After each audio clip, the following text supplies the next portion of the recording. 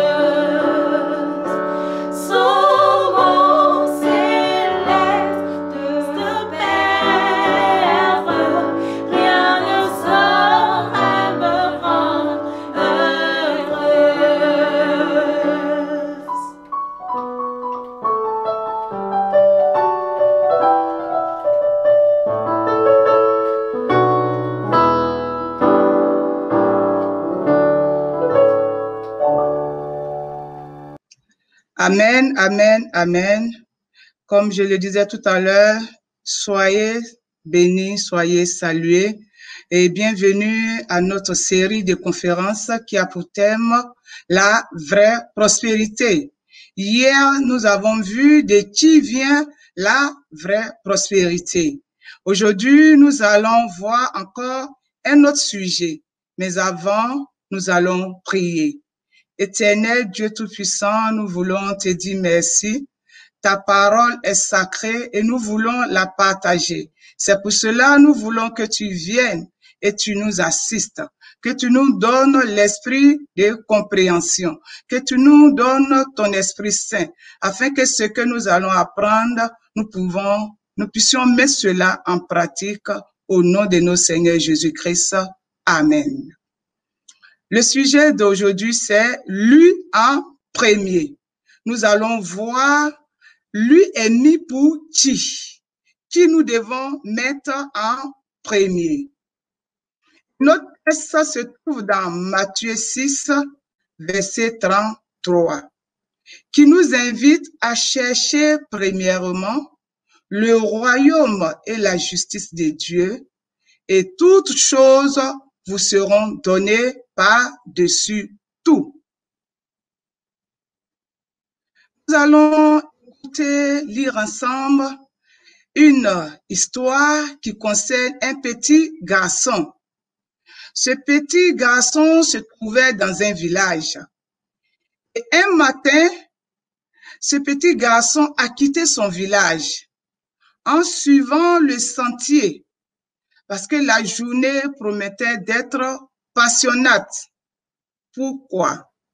Parce qu'un prédicateur, un puissant homme de Dieu, devait prêcher dans une prairie surplombant le lac.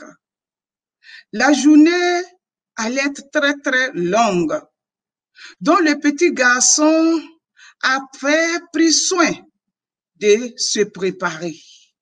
Oui, sa mère a préparé son repas, comme les enfants de son âge. Et il est venu avec son repas. Il était assis, au pied, tout confondu, en train d'écouter ce prédicateur. Il était donc émerveillé par les histoires et leçons qui remplissaient ses oreilles et son esprit ce jour-là. L'heure du repas est donc arrivée, parce que ce prédicateur a prêché pendant longtemps et c'était maintenant l'heure pour se restaurer. Et ce petit garçon se préparait à manger sa nourriture lorsqu'un monsieur nommé André s'est approché de lui et il prit la main de l'enfant et il le conduisit vers le prédicateur. Le petit garçon ne comprenait rien. Voilà que de bon cœur, sans hésitation, le petit garçon a déposé son repas entre les mains qui s'étendaient vers lui. Et il était vraiment décidé à s'en passer. Quand nous voyons un petit garçon qui a son repas et un monsieur vient tendre la main pour prendre le repas. Mais on voit ici que l'enfant n'a pas hésité. Il a donc écouté, il a donné son repas. Et voilà, il écouta avec attention lorsque la bénédiction fut prononcée sur ce modeste repas. L'enfant, jusqu'ici, ne comprenait rien. Et voilà qu'il est étonné parce qu'il voit que son repas est rompu. Et voilà qu'on commence à distribuer à une multitude. 5000 hommes, plus les femmes et les enfants, se sont nourris de ce plat ce jour-là. Je me dis, un petit garçon qui donne son repas sans hésiter. Cet enfant a été éduqué avec le sens du partage. Parce que s'il n'avait pas l'habitude de partager, il n'allait pas donner aisément son panier où on avait 5 pains et 2 poissons. Il l'a donné avec joie. Ce soir-là, de retour à la maison, il était donc allongé sur sa natte et il se souvenait des paroles merveilleuses qu'il avait entendues et de l'étrange miracle qu'il avait vu. Il avait offert son repas, s'attendant à rester le ventre vide. Mais il avait mangé beaucoup plus que les 5 pains et les 2 poissons qu'il avait apportés. Et des milliers d'autres personnes avaient aussi mangé à leur faim. Oui, par l'intermédiaire de ce petit garçon, des milliers de personnes ont été nourries. Il s'endormit avec les paroles de Jésus retentissant encore à ses oreilles. Puis, Luc 6, verset 38 nous dit, « Donnez et il vous sera donné. » Nous venons de voir l'exemple de ce petit garçon qui a donné et en retour, il a reçu. Je sais qu'il s'est senti heureux de voir que ces 5 pains et 2 poissons ont pu nourrir des personnes, des grandes personnes même. Il était vraiment heureux. La parole de Dieu nous dit, dans Matthieu 6, verset 33, « Cherchez premièrement le royaume et la justice de Dieu, et toutes choses vous seront données par-dessus tout. » L'enfant ici a cherché à satisfaire le besoin des autres. Il s'est sacrifié. Il a donné son repas avec bon cœur. Quelle leçon pouvons-nous donc tirer de cette expérience du garçonnet dans notre quête de la vraie prospérité. Nous pouvons, ce petit garçon l'a fait. Il a mis Dieu à la première place.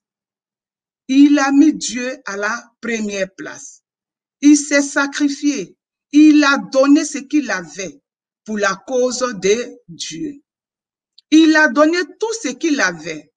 Il pouvait se mettre à pleurer et dire à ce grand monsieur, est-ce qu'on ne peut pas partager? Je peux te donner 2 pains et garder le reste parce que je ne pourrais pas être rassasié. Mais on nous dit, il a donné tout ce qu'il avait. Il a mis donc en pratique la générosité désintéressée. Il ne posa pas de conditions à l'utilisation de son don. Il n'a pas dit, en retour, qu'est-ce que je vais avoir? Ce repas était destiné à me nourrir. Vous venez de prendre, en retour, je gagne quoi? Mais il ne s'est pas posé cette question. Il remit son don entre les mains de Jésus, entre les mains du grand maître, mais celui-ci servit pour le bien de ses semblables. Ce que nous avons, nous devons mettre entre les mains du grand Dieu, afin que cela serve pour le bien de nos semblables qui sont dans le besoin. Les hommes sont-ils vraiment en mesure de donner à Dieu la première place?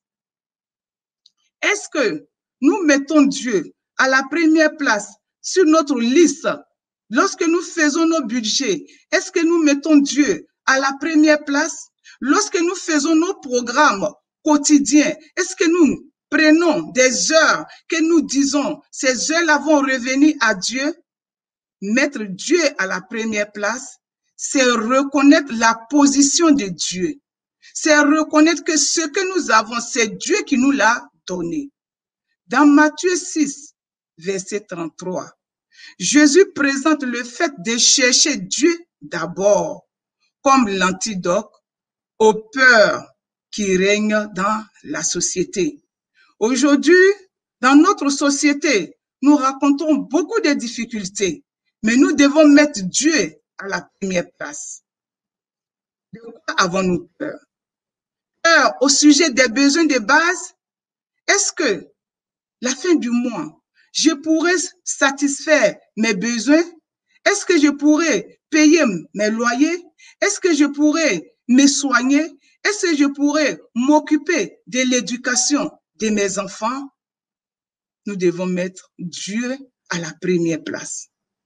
Je vous dis, ne vous inquiétez pas pour votre vie, de ce que vous mangerez, ni pour votre corps, de quoi vous serez vêtus.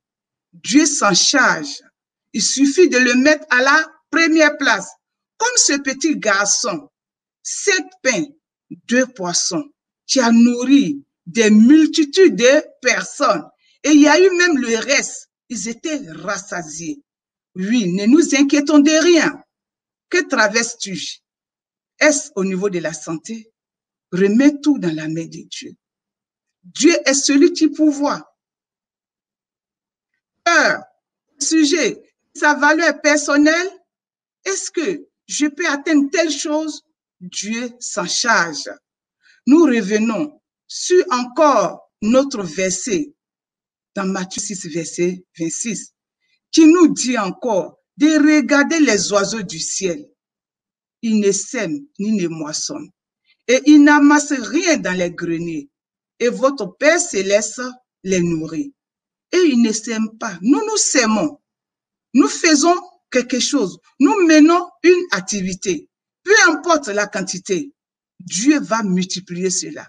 Ne nous inquiétons pas. Regardons les oiseaux du ciel. Et nous allons voir que si Dieu prend soin d'eux, qu'en est-il de nous?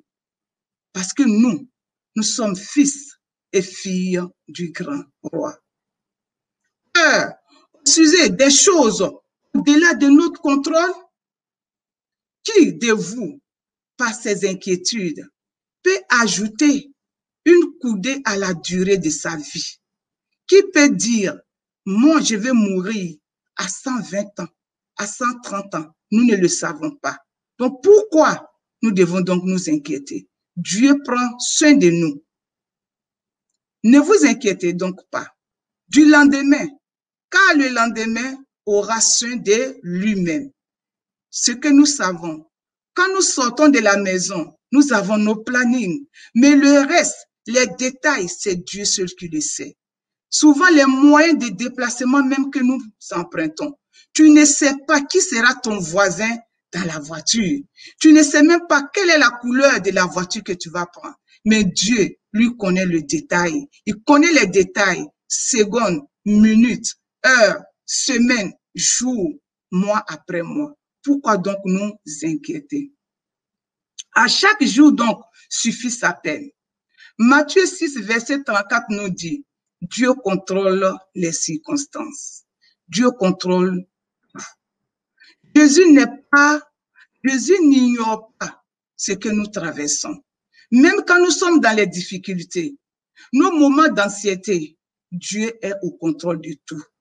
Jésus ne nia ni ne minimisa les sources d'anxiété qui envahissent la vie des hommes que nous sommes. Mais il souligne la stratégie adéquate. Cherchez Dieu d'abord. Cherchons Dieu d'abord.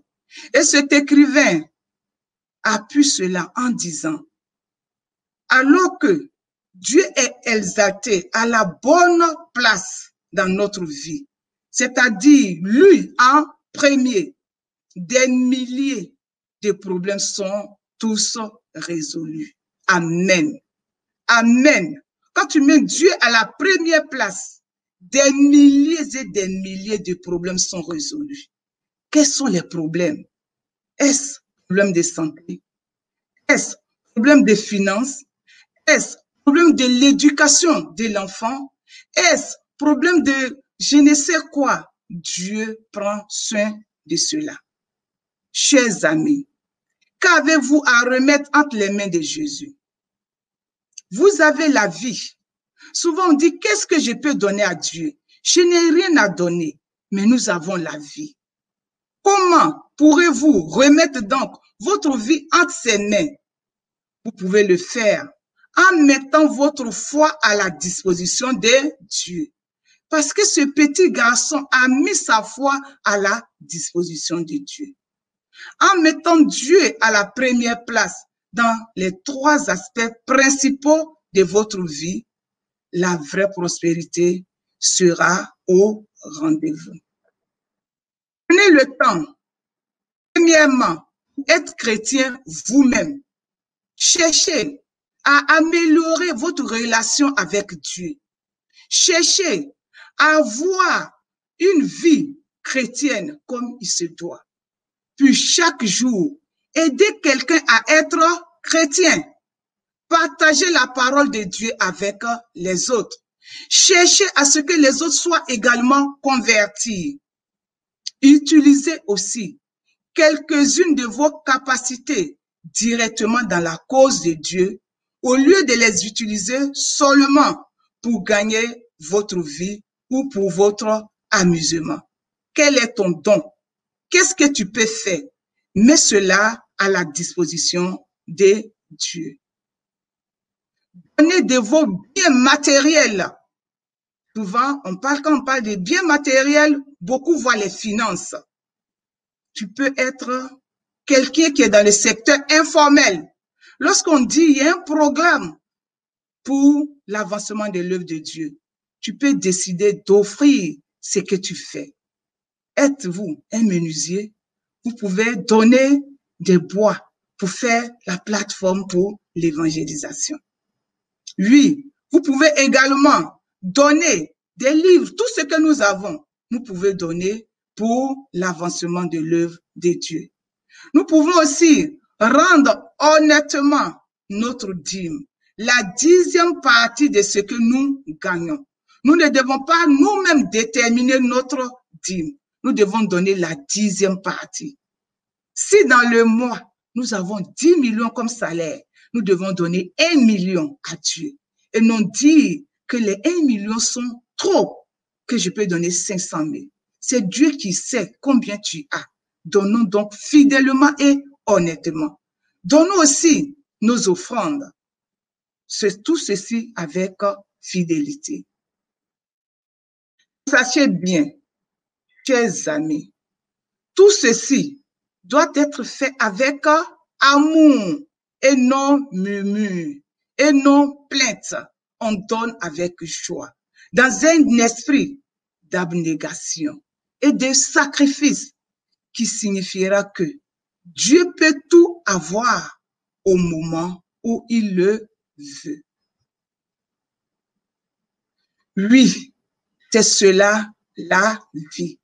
Apprendre à mettre Dieu à la première place dans sa vie.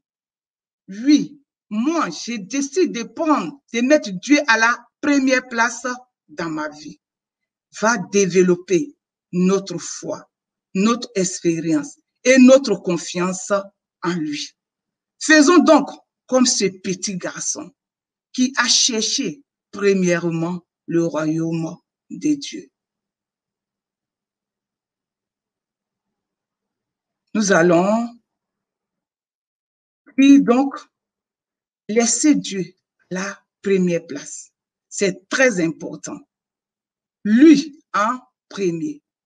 Laissez Dieu prendre la première place dans votre vie et vous conduire. Êtes-vous prêt à prendre cette décision?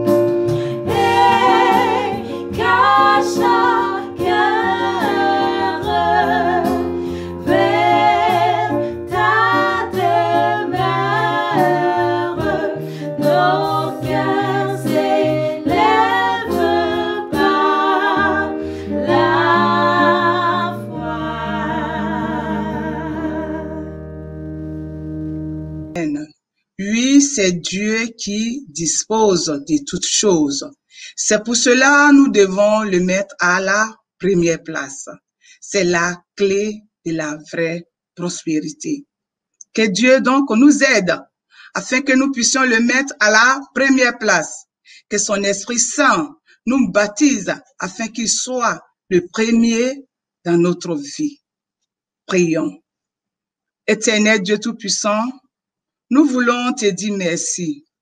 Pardonne-nous si dans le passé nous avons mis autre chose en premier dans notre vie. Permets que Seigneur, maintenant que nous venons d'écouter ta parole, que nous puissions te mettre à la première place, que nous puissions te chercher d'abord. Et nous savons que Seigneur, nous avons l'assurance que tu vas nous bénir au-delà même de notre entendement. Reste avec chacun d'entre nous et permets que l'Éternel Dieu, cela puisse être une réalité dans notre vie. Au nom de notre Seigneur Jésus-Christ. Amen.